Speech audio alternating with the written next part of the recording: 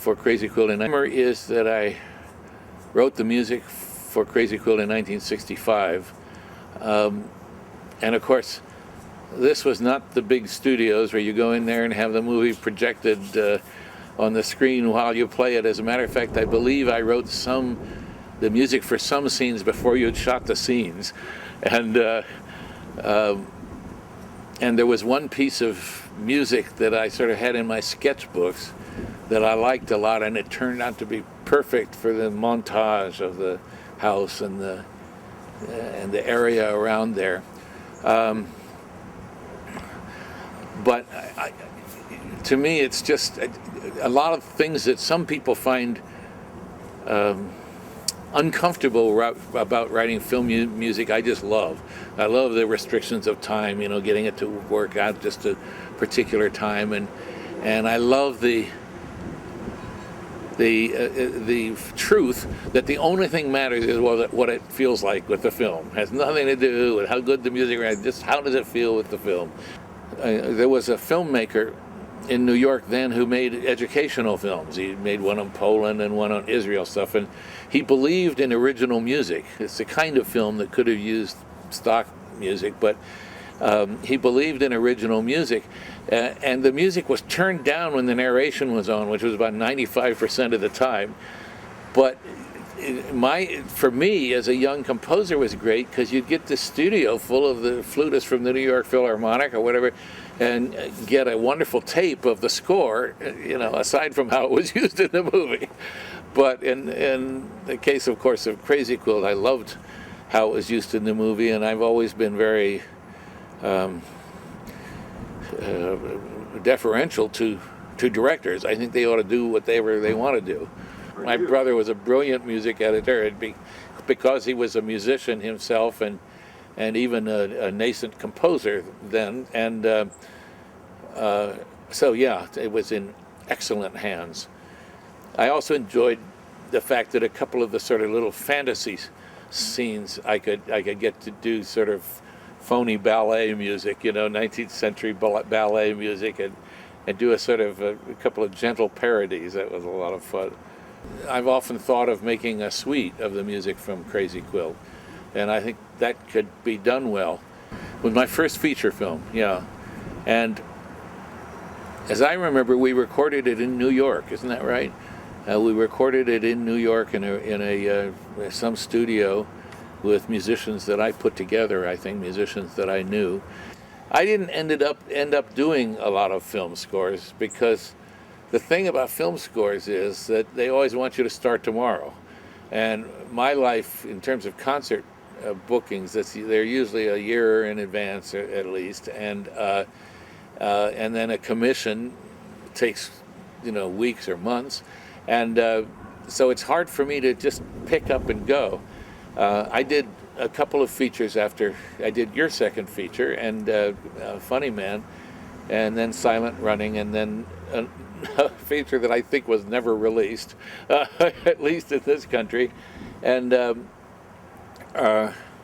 the last film I did was not a feature, but it was really fun, which was an animated version of Where the Wild Things Are, and in the Night Kitchen, I narrated the latter and wrote the music for Where the Wild Things Are. So, but that was an 8-minute film. That's why I had time to do it. You know what I mean?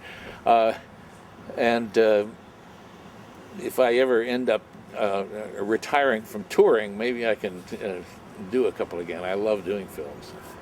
I quit teaching at Juilliard in 1965 to be free to go on the road with P.D.Q. Bach. It took about 7 years to try to figure out how to do that without losing money. But in the end, it ended up making me a very nice living. And I never have gone back to teaching, except that I spent most of the 90s doing a radio program called Schickele Mix. That is what I really consider my teaching.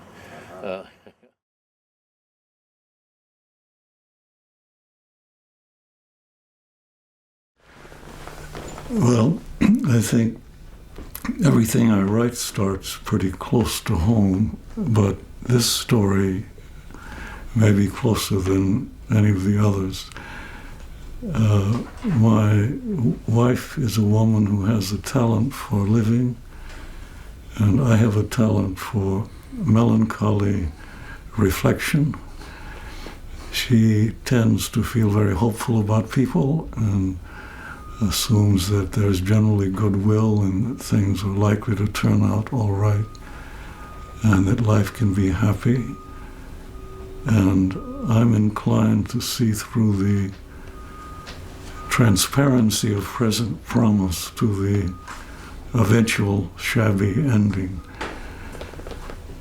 And so this polarity of temperament has made for a very uneven marital ride, sometimes indeed like a roller coaster, with terrifying dives and inspired and exalted soarings.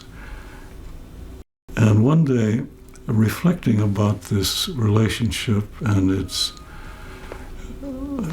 dialectic, it occurred to me to write a story about a man and a woman who would embody these characteristics only carried to the absolute extreme.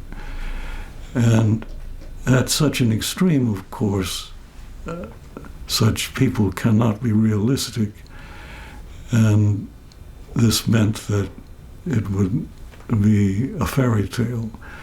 And with that thought, the first sentence appeared immediately. Once upon a time, there was a man who had no illusions about anything. And of course, this man eventually meets a young woman who has illusions about everything, and their life together unfolds. And this was actually one of the easiest things I ever wrote, because the experiences that seemed to me likely to happen to such a couple sort of tumbled off the end of my fountain pen without any difficulty, arriving pretty much at the end of all fairy stories, although with a bitter and ironic difference, because I think the last couple of lines was, and so they lived not happily ever afterwards, but they lived for a while with ups and downs, with good days and bad. And when it came time to die, Laura Bell said, "Now we will never be separated." And Henry said, "There isn't anything else." And then they died. It, I think, is both the most lighthearted and, in a sense, also the most serious, because this dialectic that plays out between these two people, although it's funny and lighthearted, it altogether is dealing with what is possible to be credibly believed. What can one find in life that's worth any kind of allegiance? And that's a very serious topic dealt with in a lighthearted way. This is one of the most successful things I've written in terms of the depth and amplitude of appeal. It was published in Commentary, which was the first place I sent it to. Norman Podhoretz was the editor. He liked it right away and said he wanted to publish it, but he said, I can make this a lot better if you don't mind if I tinker with it. And I said, well, I don't mind. Try, so long as I have the last word. So he not only tinkered with it, he rewrote the entire story. And when I read what he had written, I saw he had put a lot of serious effort into it, but all of the lightheartedness and irony was gone. So I thought, well, that's the end of the possibility of my story of being in Commentary, because I told him, well, I know I can't go for that. And he said, well, all right, then it's your story. We'll publish it the way you wrote it. So we did. And then a few months later, he wrote to me saying that commentary had never received so many letters about a piece as they had about this, ever. Really? And so the request for reprints was greater than any. So it was very successful. Well, I think they're both caricatures, and as to silliness, I think it's just as silly not to believe in anything as it is to believe in everything. So I think they're on a par in their silliness. Only the lady's silliness is frothy and cheerful, and his is dour and glum. Right. In the case of Henry in this story, the downward course of his life had to do with the progressive extension of his disbelief, his souring on life. And so eventually, he had become very sour before meeting Laura Bell rescued him for a while.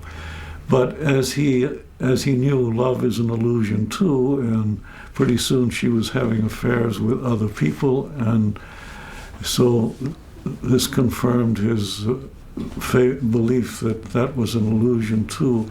And so then his downward course continued, and when it reached rock bottom, this really meant he had no further beliefs to get rid of, no further illusions to shatter. There wasn't anything else. And so why not die? Well, at that point, he elects to live, not because he has any reason to, but it's a choice without any reason or any justification. But as soon as he elects to live, then this means he elects to try and to do something, and he begins to make things. And it doesn't mean he revises his worldview, because the things he makes don't last. They all crumble in one way or another. But that's what life is, and he's doing something. He simply has elected to live rather than to die. A choice without reasons.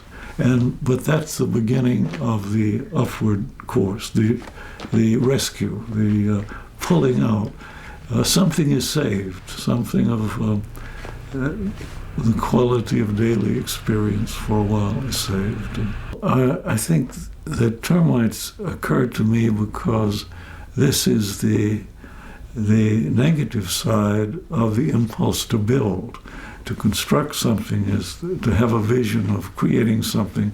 But if you remember the termites, then you remember there are things that are going to bring it down. And so that's how the termites came in.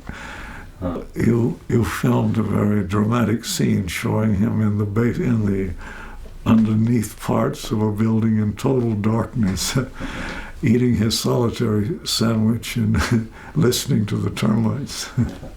Is Fallbuck Wheeling another vision of the termites? Yes. Oh yes, in that sense, he's a version of the termites. Exactly, yes. Because it means Henry can't keep this girl. He's going to lose her, and so he loses her in the same way his houses come down.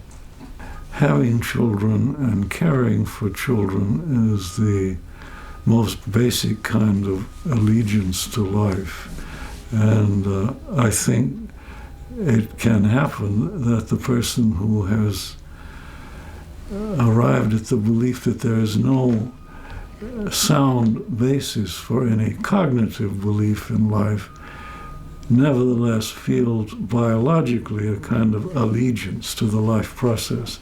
And if he has been fortunate enough to have a child, then caring for this child and looking after her development becomes a creative undertaking that he does without a reason. It's just it's the sub-psychological part of life.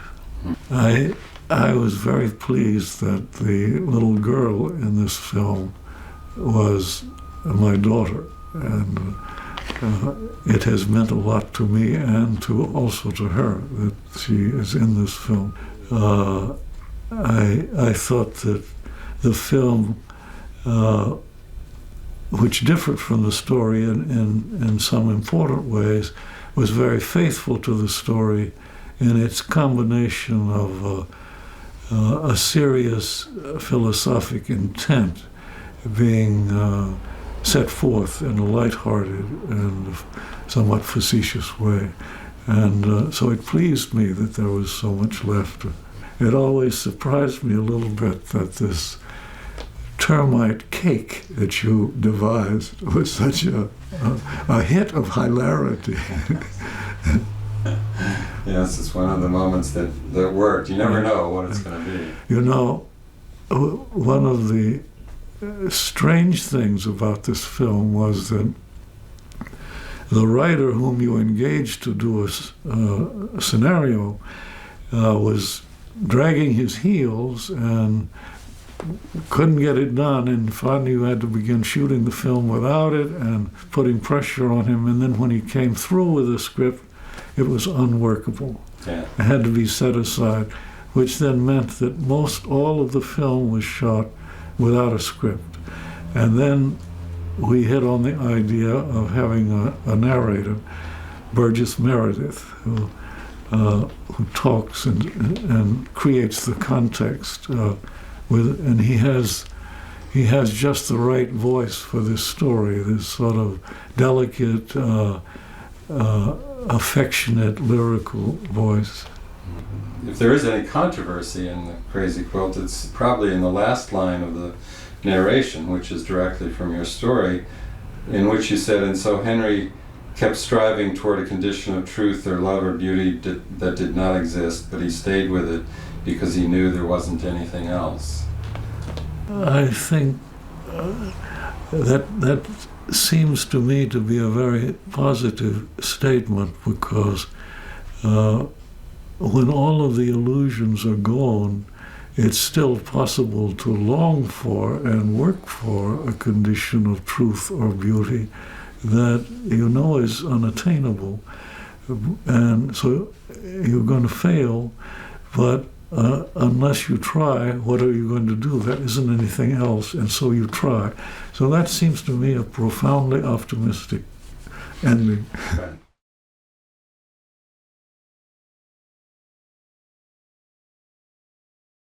Well, the full story of how the Crazy-Quilt became a film is very complicated and longer than would be appropriate here, so I will try to skip through it, and maybe the form this will take is something like a Crazy-Quilt itself. First, Alan Wheelis in his bonus feature explains more fully how we got together and how I found the story and so forth. So I won't repeat that here. But certainly meeting Alan and Ilsa Wheelis was one of the best things that ever happened to me. It was the start of a friendship that has gone on for over 40 years. And he was the best kind of person to work with. He did not try to dictate how the film should be made, but gave me all the support that I needed.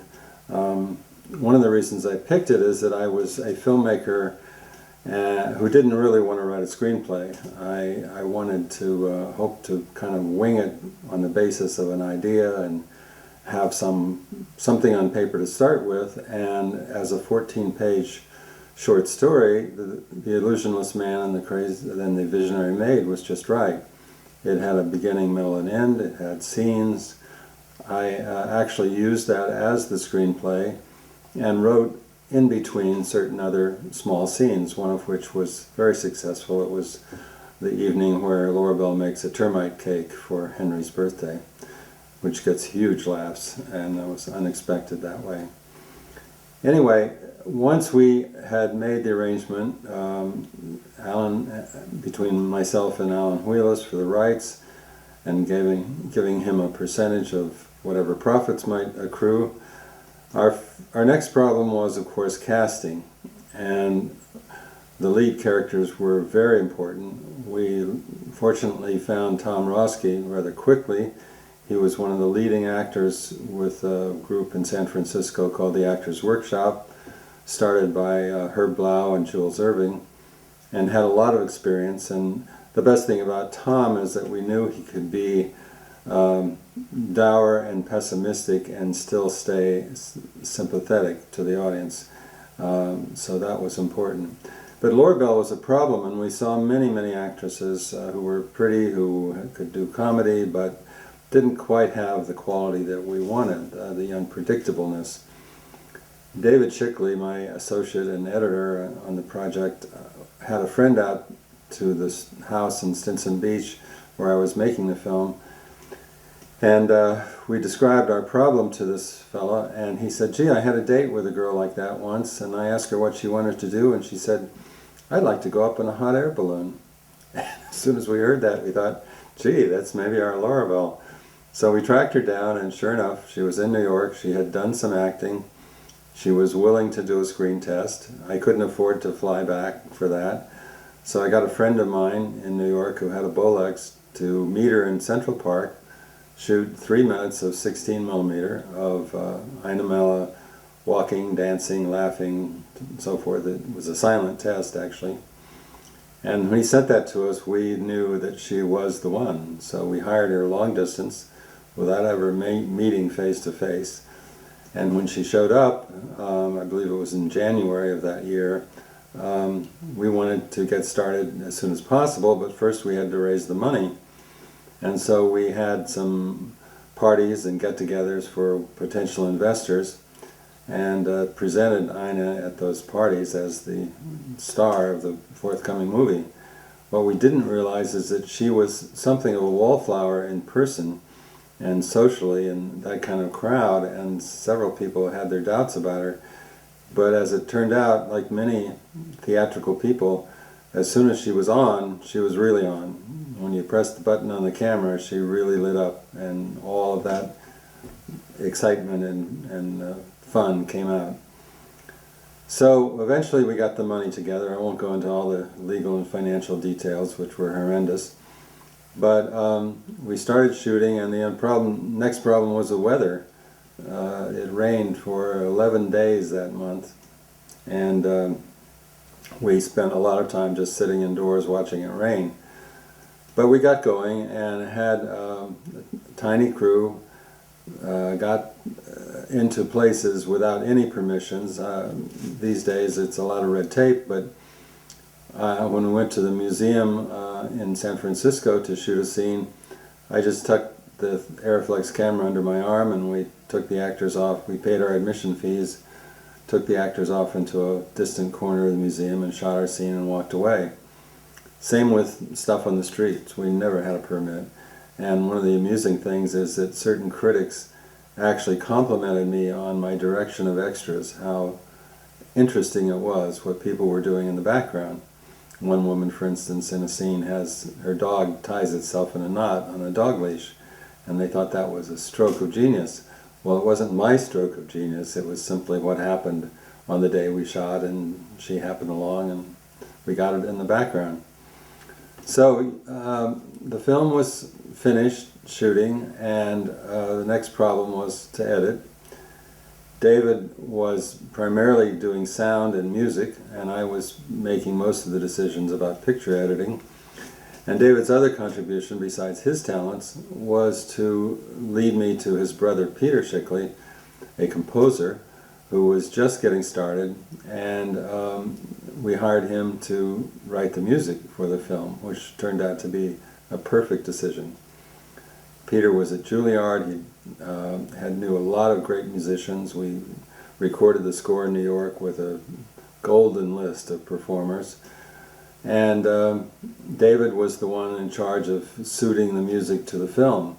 So there were many nights where I heard David on long distance phone to New York talking to Peter and saying, do you think it would be okay if we left out the repeat, and if I cut from measure 37 to measure 43, etc., etc. Things that I didn't understand, but they were working, and I left David alone in that area. When the film was finished, we were faced with a problem of distribution, and we had one 35mm print, which looked beautiful, but that's all we had, and I flew to New York with it and started carrying it around from distributor to distributor. Couldn't afford taxis. It was about a 50-pound can of metal and film. And they all turned it down. It was too weird, it was too offbeat. They didn't. One guy actually said it needed to be censored because Laura Bell had affairs with other men while she was married. And I said, well, movies are full of things like that. And he said, yeah, but you've got no retribution. You've got to have retribution. That was his moral stance. Anyway, I was almost ready to give up on the distribution, and I ended up in the offices of Willard Van Dyke, who was head of the film department at Museum of Modern Art. And Jerry Mander, a publicist from San Francisco, was there at the same time, and I was telling him how hopeless it seemed. And Willard immediately came forward and said, well, we've got a theater here in the basement of the museum. We'll set up an industry showing for you, and we will have it at noon during the workday, and we'll just phone up and invite everybody in the film business. And with 3 of us did that. We got on the phones and announced this impromptu showing. Turned out to be a huge success. The museum's theater was packed, and they loved it. There was lots of laughter, lots of applause, and within 24 hours we had 12 offers of distribution. A 180-degree difference from where I was 3 days before. And the person who handled all that for us was a wonderful lawyer named Bob Montgomery Jr., who was with Paul Weiss Rifkin. He knew the film business, he knew the distributors, he knew who you could trust and who you couldn't trust. And he eventually made a deal with Walter Reed Sterling to distribute the film. And we just rubbed our hands together and said, that's it, it's over with, it's great. We thought it was going to open, 2 months from then. Turned out to be another year of waiting while all the contracts were signed and the preparations were made and the posters printed and so forth. But when it opened in New York, the next day, the reviews were so good, it's as if we sat down and dictated them to the critics. I mean, New York Times, Time Magazine, Newsweek, Judith Crist put us on the 10 best list that year of films in the United States. And it put the film on the map, it certainly put me on the map. Unfortunately, it didn't lead to piles of money, but the film did get seen, and over the years has developed a real cult following, which is wonderful. And that's why we're making this DVD, to get it back to some of those people who remember it and love it from the past, and hopefully to some new people who've never seen it before. Hope you enjoy it.